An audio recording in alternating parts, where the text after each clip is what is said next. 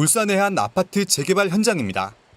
바로 앞에는 울산 출신 아동문학가 서덕출 선생을 기리는 공원이 조성돼 있습니다. 그런데 최근 공원 북쪽과 서쪽에 도로와 맞닿은 부분을 깎아 만든 계단 형태의 옹벽이 생겼습니다. 공원 쪽에 아니 공사니까 그걸로는 못 가지 안 가지. 그 놀이터 있는데 그 다 잘리잖아요 지금. 이곳은 공원 입구 광장이 있던 곳입니다. 보시는 것처럼 옹벽 공사로 완전히 잘려져 나갔습니다. 주변에는 공원 바닥에 쓰였던 벽돌과 시설물들이 나뒹굴고 있습니다. 사업자는 재개발 공사 과정에서 도로를 내며 땅을 파냈고 공원 안팎의 높이를 맞추기 위해 공원 안쪽 단까지 활용한 계단 형태의 옹벽을 세우기로 했습니다. 이 과정에서 공원 면적이 사실상 줄었다며 일부 주민들이 반발하고 있습니다. 특히 일부 구간은 옹벽을 설치하는 데 필요한 울산시 도시공원 심의위원회도 열리지 않았습니다. 관할 중구청에서 복구 계획서 등을 받은 뒤 점용 허가를 내줘 공사가 시작됐습니다. 공공의 재산이 아파트 건축업체 필요에 의해서 한 10% 이상 면적이 축소되는데 이게 정상적인 절차를 거치지 않고 임의로 선공사를 하고 있는 거거든요. 울산시와 중구는 절차상 문제는 없었고 실제 공원 면적은 전혀 줄지 않았다는 입장입니다. 또 주민 안전 등을 고려해 계단식 옹벽을 내도록 했고 오히려 재개발 사업자가 공원을 재단장하기로 했는데 도시공원 심의위원회에서 이 내용이 다뤄질 예정이라고 밝혔습니다. KBS 뉴스 김영록입니다. 교육부가 지난달 건물 철거 결정을 내린 개성여고 전교생 370여 명이 거리로 나섰습니다. 학습권 보장이라고 적힌 마스크를 쓰고 손에는 학생 안전을 보장하라는 현수막과 푯말을 들었습니다. 학생들은 학교 주변 레이카운티 아파트 재개발 건설 공사로 2년 넘게 언제 무너질지 모르는 위험한 건물에서 수업받고 있습니다.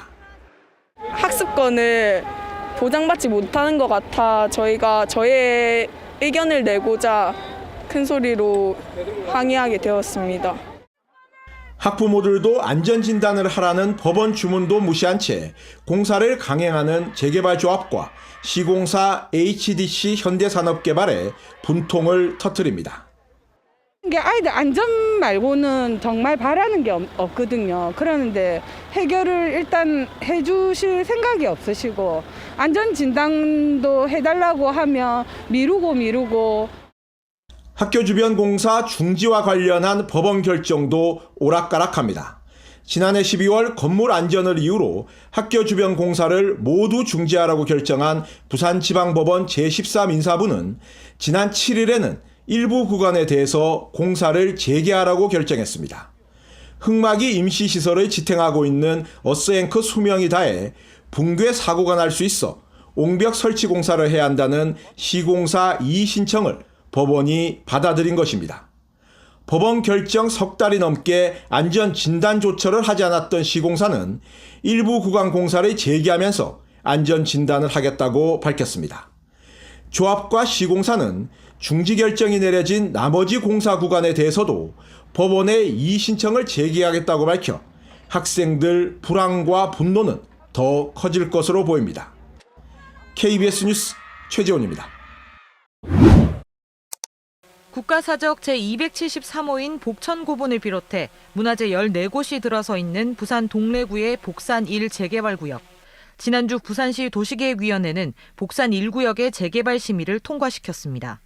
2015년 부산시 문화재위원회 심의 때 267%에 달하던 용적률은 200% 가까이 떨어졌습니다. 최고층 아파트 높이도 45층에서 38층까지 줄었고 복천고분 인근 2층짜리 아파트 2개 동은 건설을 취소했습니다. 또 인접도로 사이에는 30m 이상의 녹지를 확보하게 했습니다. 하지만 사학계는 복천고분을 둘러싼 지금의 재개발 구역에 가야시대 생활유적이 나올 수 있다고 지적하고 있습니다.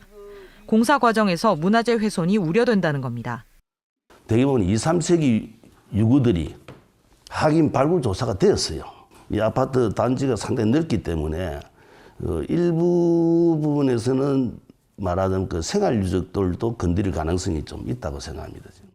감사원은 2018년 문화재위원회 심의 때 회의록이 조작됐다는 의혹 조사를 벌이고 있습니다.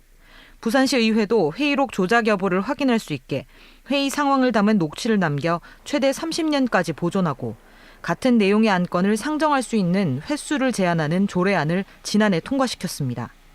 형식적으로 올라왔던 반복 심의를 좀 신중하게 해라고 해서 3회 제한을 걸었습니다. 완전히 통과된 게 아니기 때문에 문화재위원회도 한 번 더 심의를 해야 되는 거죠.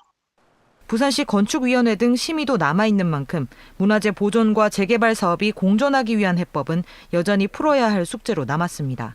KBS 뉴스 김아른입니다.